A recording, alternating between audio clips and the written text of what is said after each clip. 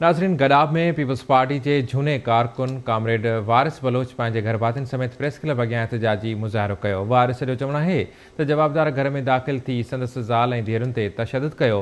FIR दाख़िल हुजण बावजूदि पुलिस जवाबदारनि खे गिरफ़्तार नथी करे। उन मौक़े ते PP जे झूने कारकुन वारिस ऐं संदसि ज़ाल आवाज़ TV जे रिपोर्टर मंज़ूर सोलंगी सां पंहिंजा वीचार हिन रीति वंडिया।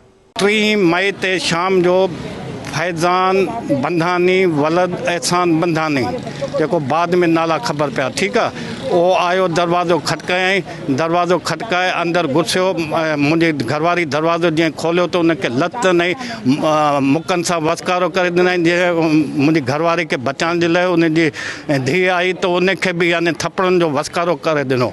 मसलो आहे त मां उन ॾींहुं वञी FIR भी कटराई लियाकताबाद पुलिस स्टेशन में, लेकिन FIR कटण के बावजूद अञा ताईं जेको आहे मुजरिम गिरफ़्तार न थियो। कि आप लोग बिजली ज़्यादा इस्तेमाल करते हैं, पानी ज़्यादा इस्तेमाल करते हैं, जबकि जो भी हमारे उसके एग्रीमेंट में लिखा हुआ था उससे के बरखिलाफ़ हम कोई काम नहीं करते हैं।